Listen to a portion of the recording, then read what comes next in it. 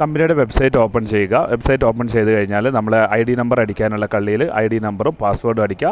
താഴെ അത് രണ്ടും കൂടി കണക്ക് കൂട്ടി എൻ്റർ ചെയ്ത് കൊടുത്ത് ലോഗിൻ അടിക്കുക. ലോഗിൻ അടിച്ച് കഴിഞ്ഞിട്ട് മൂന്നാമത്തെ ഓപ്ഷൻ മൈ കമ്മ്യൂണിറ്റി ക്ലിക്ക് ചെയ്യുക. മൈ കമ്മ്യൂണിറ്റി ക്ലിക്ക് ചെയ്ത് കഴിഞ്ഞാൽ കമ്മ്യൂണിറ്റി ട്രീ എന്നുള്ള ഓപ്ഷൻ വരും. അത് ക്ലിക്ക് ചെയ്ത് നമ്മൾ ട്രീ വരും. ട്രീ വന്നു കഴിഞ്ഞാൽ അതിൻ്റെ താഴെ ഓപ്പൺ എന്ന് പറയുന്ന ഒരു ഓപ്ഷൻ ഉണ്ടാവും. ആ ഓപ്പണിൽ റൗണ്ട് ക്ലിക്ക് ചെയ്ത് കഴിഞ്ഞാൽ നിങ്ങൾക്ക് ഫോം വരും. ലെഫ്റ്റ് ആണോ റൈറ്റ് ആണോ എന്ന് വെച്ചാൽ ആ ഫോമിൽ നിങ്ങൾ പേര് എൻ്റർ ചെയ്യുക. അതുപോലെ തന്നെ മെയിൽ ഫീമെയിൽ സെലക്ട് ചെയ്യുക. ഡേറ്റ് ഓഫ് ബർത്ത് അവിടെ കൃത്യമായിട്ട് അടിച്ചു കൊടുക്കുക. അതുപോലെ തന്നെ ഫോൺ നമ്പർ തൊട്ട് താഴെയുള്ളൊരു കള്ളിയിൽ ഫോൺ നമ്പർ അടിച്ചു കൊടുക്കുക.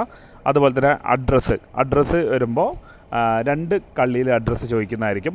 അതിൽ ഫസ്റ്റ് കള്ളിയിൽ നമ്മുടെ പേരും അഡ്രസ്സും അടിച്ചതിന് ശേഷം ഷിപ്പിംഗ് അഡ്രസ്സ് ഏത് അഡ്രസ്സിലേക്കാണോ നമുക്ക് കൊറിയർ വരേണ്ടത് അതും ആ സെയിം അഡ്രസ്സ് തന്നെയാണെങ്കിൽ സെയിം അഡ്രസ്സ് തന്നെ കൊടുക്കുക.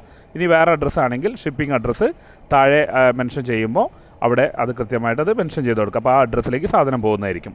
അപ്പോൾ അഡ്രസ്സ് ഷിപ്പിംഗ് അഡ്രസ്സ് അവിടെ കറക്റ്റായിട്ട് മെൻഷൻ ചെയ്യുക.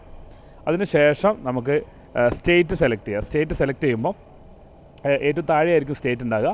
അപ്പോൾ ആദ്യം സ്റ്റേറ്റ് സെലക്ട് ചെയ്യുക. സ്റ്റേറ്റ് സെലക്ട് ചെയ്തതിന് ശേഷം ഡിസ്ട്രിക്ട് സെലക്ട് ചെയ്യുക. ഡിസ്ട്രിക്ട് നിങ്ങളുടെ ഏത് ഡിസ്ട്രിക്റ്റിലുള്ള ആളാണെന്ന് വെച്ചാൽ ആ ഡിസ്ട്രിക്ട് സെലക്ട് ചെയ്യുക.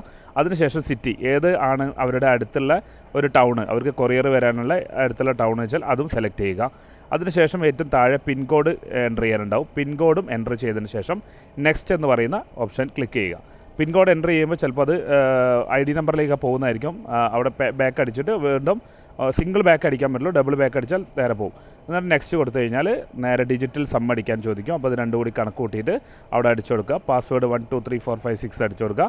അതിൻ്റെ താഴെ ഒരു റൗണ്ടിൽ ഒരു ഓപ്ഷൻ ഉണ്ടായിരിക്കും. അതിലൊന്ന് ക്ലിക്ക് ചെയ്തിട്ട് ഫുൾ പ്രിവ്യൂ കൊടുക്കുക. ഫുൾ പ്രിവ്യൂ കൊടുത്ത് സബ്മിറ്റ് കൊടുത്തു കഴിഞ്ഞാൽ നിങ്ങളുടെ ID രജിസ്ട്രേഷൻ കംപ്ലീറ്റ് ആയി.